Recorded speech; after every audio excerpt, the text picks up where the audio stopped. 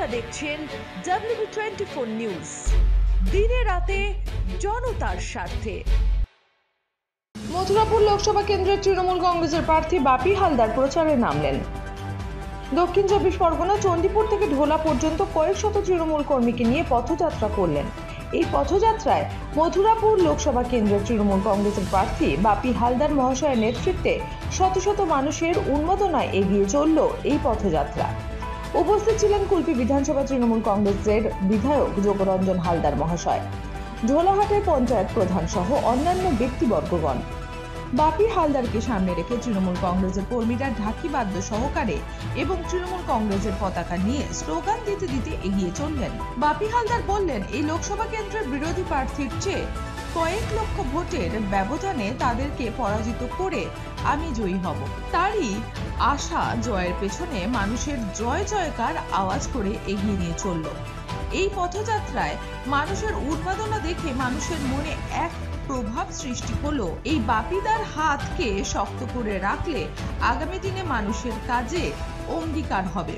তাই এলাকার মানুষরা উচ্চস্বরে বলে উঠল, বাপিদা তোমার পাশে আছি, আমরা থাকবো। 2014 সাল থেকে 2024 সাল 10 বছর কেন্দ্রীয় সরকারে যারা আছেন, ভারতীয় জনতা পার্টি, ভারতীয় জনতা পার্টি, আপনারা তার কাজকর্ম, তার দিশা আপনারা লক্ষ্য রেখেছেন।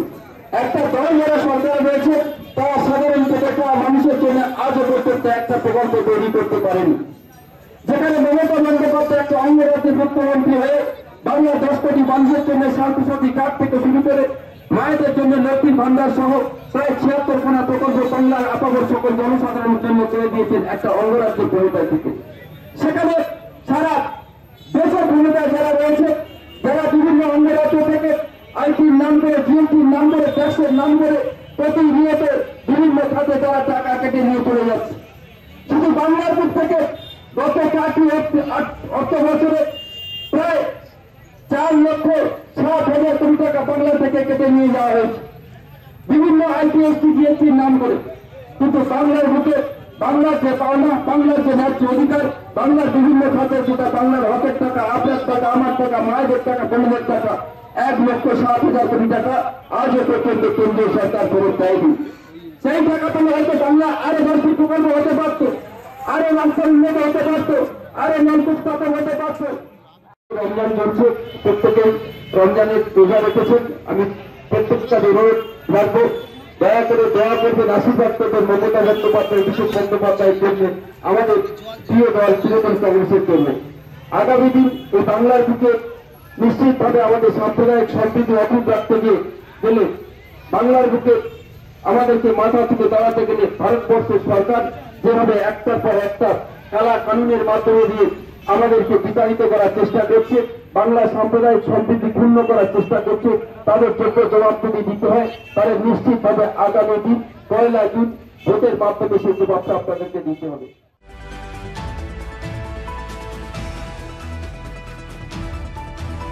ঢোলাহাট থেকে সৌমিত্র পুরকায়েতের সাথে তপন কুমার দাসের রিপোর্ট, WB24 নিউজ।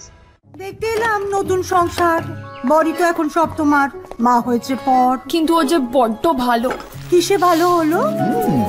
আসুন মা, খেতে বসুন, লাঞ্চ আপনার রেডি। আর এই যে গন্ধে মোমো, কি রেখেছো দেখি?